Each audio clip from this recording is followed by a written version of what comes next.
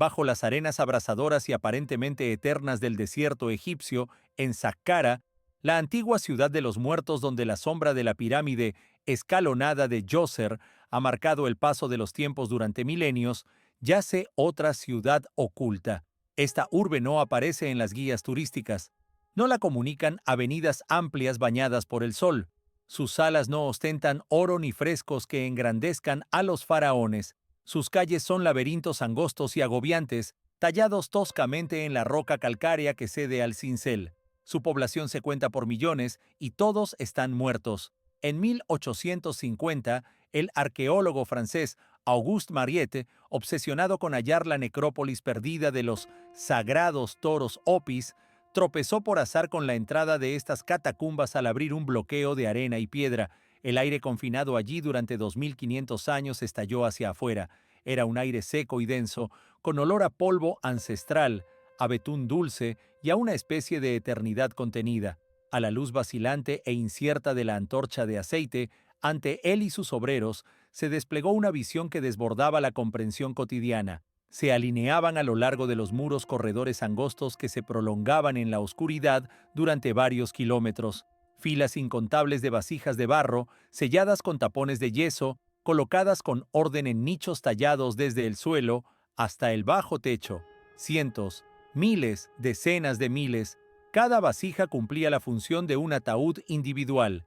Cada ataúd encerraba una momia, pero, como pronto se supo, no había personas en su interior.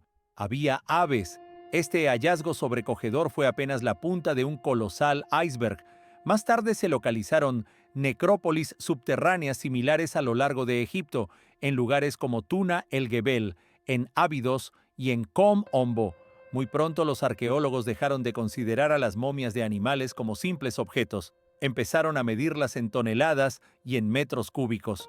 El número total de aves enterradas de esta manera, según las estimaciones más conservadoras de la época moderna, supera los 8 millones de momias. Para hacerse una idea de esta magnitud, imagine un transporte incesante como una cinta sin fin que nunca se detiene. Si se retirara una momia por minuto, sin pausas, llevaría más de 15 años de trabajo continuo contarlas todas. No se trató solo de un rito aislado. Fue una industria completa. Una rama entera de la economía antigua funcionó durante aproximadamente 1000 años como una enorme y bien engrasada máquina dedicada a asegurar la vida ultraterrenal no del faraón ni del campesino, sino de un ave concreta y única, el ibis sagrado. Esta es la historia de una divinidad que caminó sobre la tierra, de una civilización presa de una devoción sin parangón y del enigma trágico final. ¿Cómo pudo un animal adorado por millones, cuya muerte accidental se castigaba con pena capital, desaparecer por completo del lugar que una vez fue su hogar sin dejar rastro? Este es un viaje de investigación hacia la gran paradoja del ibis sagrado. Para comprender la escala de esa obsesión, es necesario antes entender qué representaba el ibis para el egipcio antiguo, ya fuera faraón, sacerdote o campesino. No era simplemente una hermosa ave de los pantanos, era la encarnación viviente, el avatar terrestre de uno de los dioses más poderosos, antiguos y reverenciados del panteón egipcio.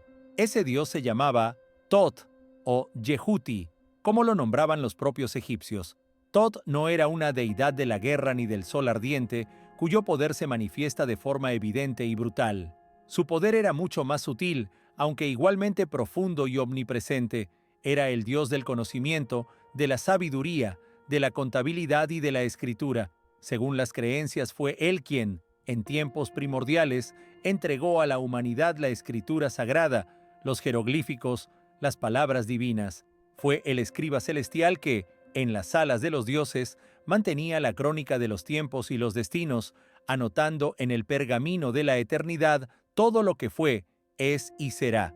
Guardián de conocimientos secretos y de textos sagrados en la biblioteca divina, patrón de las profesiones intelectuales, escribas, científicos, arquitectos, médicos, magos, en la otra vida, se situaba junto a la balanza donde se pesaba el corazón del difunto frente a la pluma de la diosa de la verdad, registrando con imparcialidad el resultado del juicio. Se le representaba como un hombre con cabeza de ibis. Esa asociación no fue casual ni arbitraria. Los antiguos egipcios fueron observadores de la naturaleza como pocos. En el largo y arqueado pico negro del ibis, vieron el reflejo terrestre del arco decreciente de la luna, uno de los símbolos principales de Tot como deidad lunar que mide el tiempo y regula el calendario. Pasaban horas contemplando al ibis que con su sensible pico registraba el limo fértil en busca de alimento, moluscos, gusanos, larvas, y percibían en ese método paciente y metódico la misma acción del escriba que con su caña y su tinta traza signos complejos cargados de sentido sobre el papiro. El ave que escudriña el barro y la oscuridad en busca de verdades escondidas se convirtió en la metáfora perfecta del sabio que busca la verdad entre el caos y la ignorancia. Pero existía además una razón práctica y vital para la divinización del ibis. Egipto, como dijo Heródoto, fue un regalo del Nilo. Toda la civilización, su poder, su cultura, su riqueza y su propia subsistencia dependían de un único evento anual: la crecida del gran río. Si la inundación era escasa, se imponía el hambre. Si era desmedida, arrasaba aldeas y cosechas. Predecir con precisión la fecha y la intensidad de la crecida era cuestión de vida o muerte colectiva. Los egipcios, tras miles de años de observación, notaron un patrón claro. La llegada masiva de bandadas de ibis provenientes del sur anunciaba con fiabilidad la inminente inundación que traía el limo fertilizante y prometía buenas cosechas. El ave divino, oráculo viviente, mensajera divina que anunciaba no solo agua, sino la vida misma. La sacralidad del ibis fue absoluta e indiscutible. El historiador griego Heródoto, que visitó Egipto en el siglo V antes de nuestra era, registró con asombro: quien mate un ibis o un halcón, de forma voluntaria o accidental, será puesto sin duda a muerte. Imagine una ley moderna que condenara a pena de muerte matar por accidente a una paloma o a una gaviota en un choque de tráfico. Esto ilustra hasta qué punto la veneración del ave estaba integrada en la trama social egipcia. Los ibis deambulaban libres por complejos templarios e incluso por ciudades. Se les alimentaba con pescado selecto y pan. Eran inviolables, eran dioses vivos, y como todos los dioses, merecían la vida eterna en el más allá. Precisamente ese afán por otorgar la vida eterna a la ave divina fue el origen del fenómeno que hoy contemplamos en las catacumbas de Saqqara, una momificación masiva e industrial de animales. Los egipcios momificaron asimismo otros animales asociados a sus dioses: gatos como encarnación de la diosa Bastet, cocodrilos como avatares de Sebek, halcones como símbolos del dios montuoso. Pero ninguna devoción animal en la historia alcanzó la escala impresionante del culto al ibis sagrado: 8 millones de momias. Para recalcar la magnitud, si se dispusiera una momia por minuto sin descanso, haría falta trabajar durante más de 15 años ininterrumpidos para contarlas. ¿Cómo se llevó a cabo semejante empresa? Al parecer, el proceso funcionó en régimen de cadena, sin renunciar a la reverencia debida al ave. La técnica de momificación era similar a la aplicada a humanos, aunque con ciertas simplificaciones por tratarse de aves. Primero, el cuerpo se desecaba con natrón, una mezcla natural de sosa y sal extraída del desierto. La sal extraía la humedad del tejido y así se evitaba la putrefacción. Los órganos internos eran en algunos casos extraídos por una pequeña incisión y embalsamados por separado en vasijas en miniatura, o con frecuencia se dejaban en su sitio. Luego el cuerpo se impregnaba en resinas calientes y aceites aromáticos que conservaban los tejidos. Llegaba después la fase final, la vendación. La momia se envolvía de forma ceñida con decenas de metros de extrañas bandajas de lino, a menudo creando patrones complejos y bellos en la superficie. Con frecuencia se modelaba la cabeza con elegancia y, en ocasiones, se cubría con una máscara pintada de yeso o cartonaje que reproducía su pico alargado. La momia terminada se depositaba en una vasija cónica de barro individual sellada con tapón de yeso, y una procesión la conducía a las catacumbas. Todo ese trabajo exigía a miles de manos: sacerdotes que recitaban los textos sagrados, embalsamadores, tejedores que producían kilómetros de lino, alfareros que modelaban millones de vasijas idénticas y cargadores que transportaban las piezas, un ejército entero al servicio de un culto.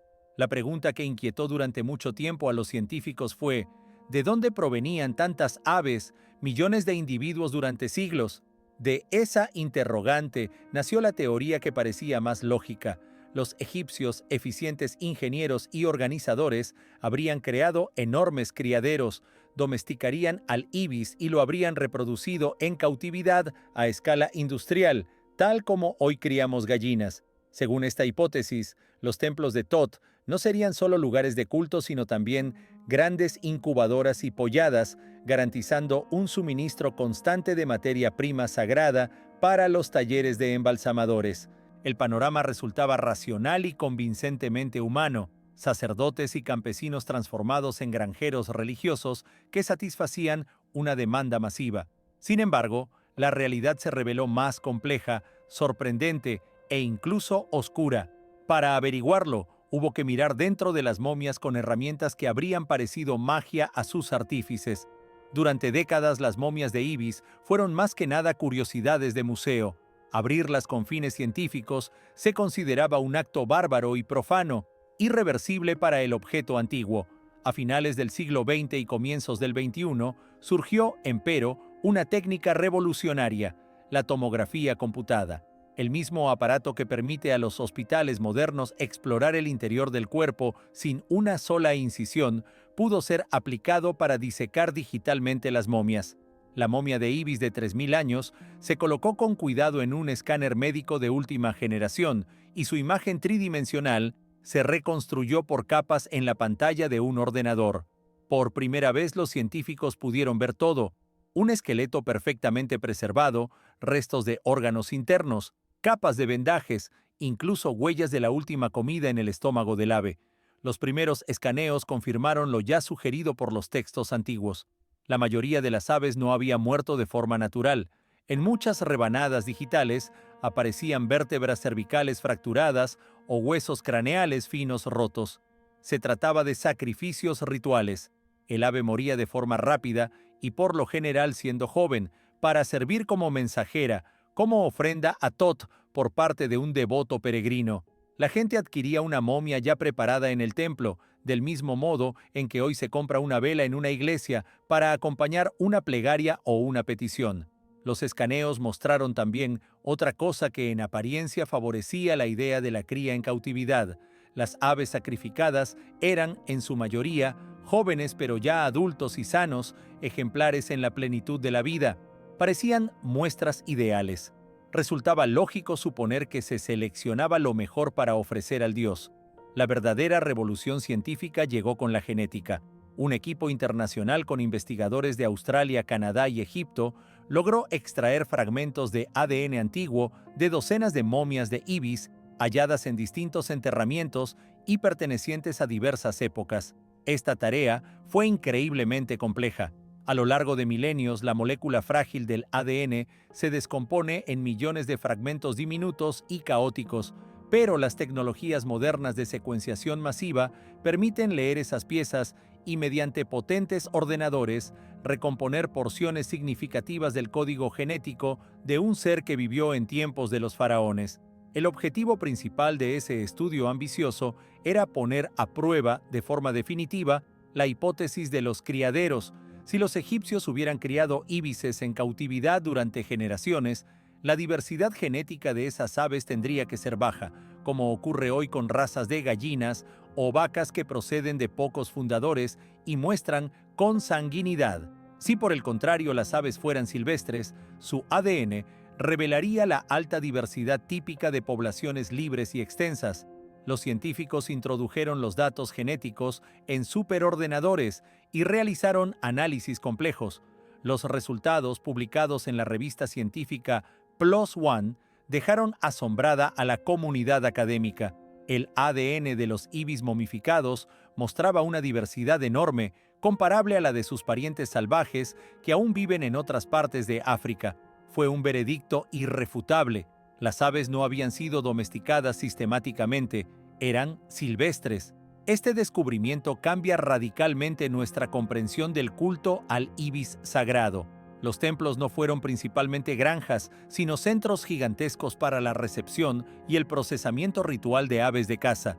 Cada año, cuando enormes bandadas de íbices salvajes llegaban a las orillas del Nilo, se desplegaba una caza masiva y bien organizada.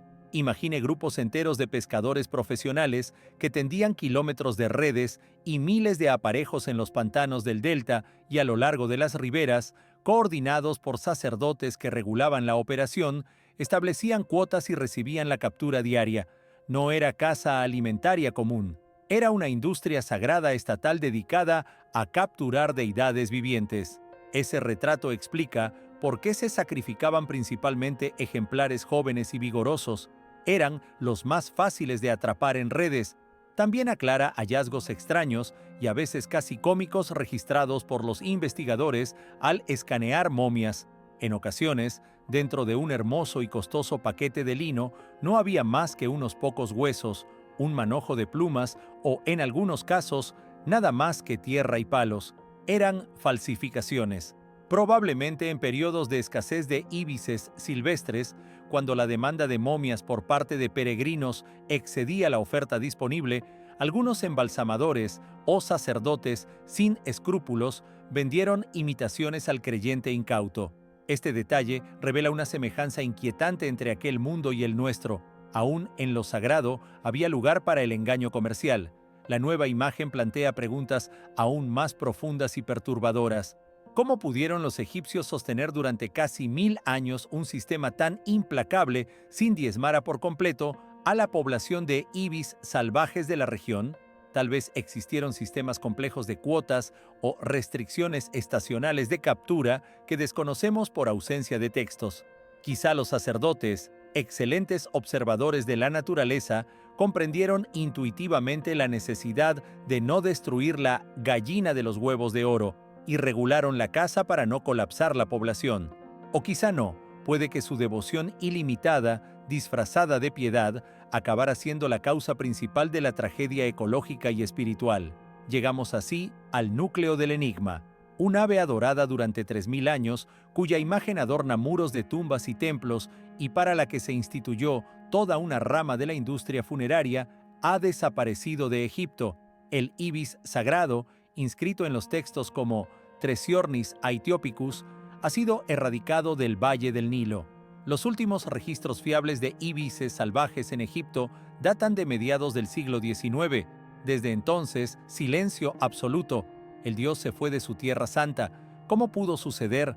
¿Cómo pudo una especie protegida por leyes divinas y humanas, cuyo asesinato se castigaba con la pena capital, esfumarse así? La respuesta no es sencilla, y la ciencia aún no ofrece un consenso definitivo. Existen, sin embargo, varias teorías plausibles que, combinadas, parecen haber precipitado la catástrofe. La primera y más evidente es la alteración radical de su hábitat. El ibis es un ave de marismas, de aguas someras y llanuras inundadas, donde encuentra su alimento. Entre los siglos X y XX, la fisonomía de Egipto se transformó de manera acelerada bajo la influencia de la tecnología europea y el crecimiento demográfico. Las vastas marismas del delta fueron drenadas deliberadamente para ampliar superficies agrícolas, principalmente para plantaciones de algodón. El crecimiento urbano e industrial contaminó las aguas todavía existentes.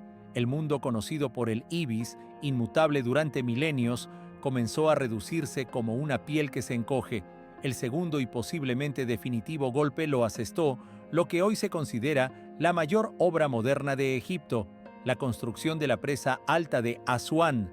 En la década de 1960, la presa domesticó para siempre el impetuoso flujo del Nilo, puso fin a las inundaciones devastadoras, proveyó de electricidad y permitió varias cosechas al año, pero también extinguió de manera irreversible el ecosistema único del Gran Río.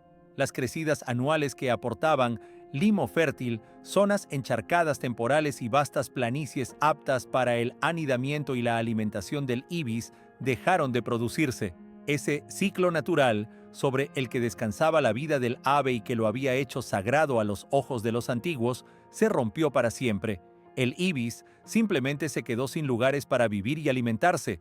¿No pudo la propia adoración masiva haber minado ya la población mucho antes?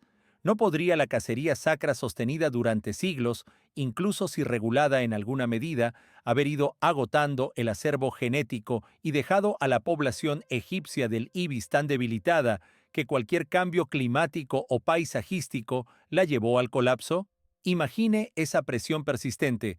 Cada año durante centurias, decenas de miles de los mejores y más fuertes jóvenes fueron extraídos de lo salvaje. Eso equivale a una lenta pero constante eliminación, perpetrada en nombre de la piedad suprema. Es plausible que, llegado el siglo X, la población local ya estuviera tan diezmada que las transformaciones posteriores resultaron letales.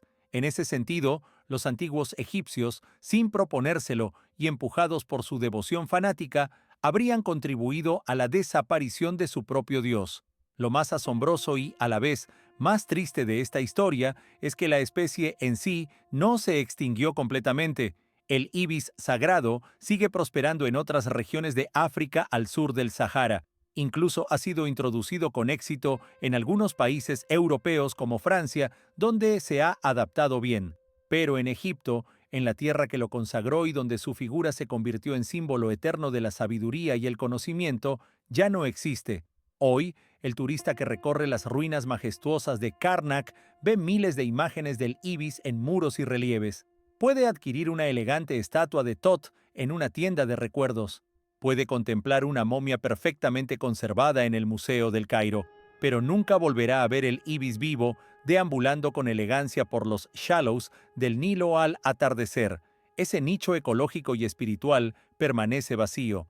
Este relato no es solo la crónica de un ave desaparecida en una región concreta, es una parábola contundente sobre las complejas y a menudo trágicas relaciones entre el ser humano, la naturaleza y la fe. Demuestra que adorar no equivale necesariamente a comprender.